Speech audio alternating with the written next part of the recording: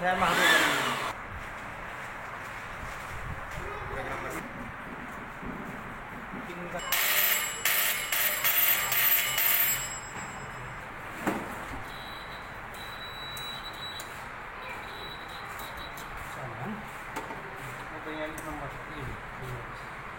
Charger पे सब number लिखे हुए क्या? डी में क्या? हाँ फुल डी। वो चार्जर 2 नंबर पे चला। ओके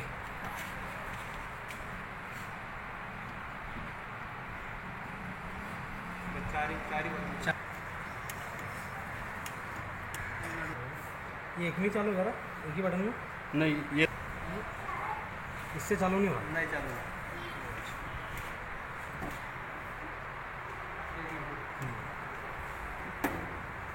ऐसा है क्या?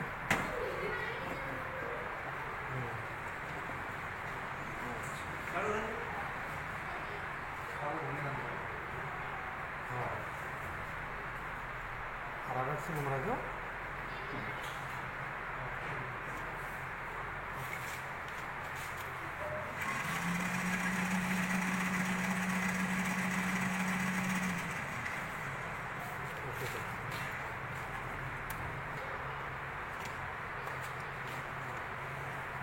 Good.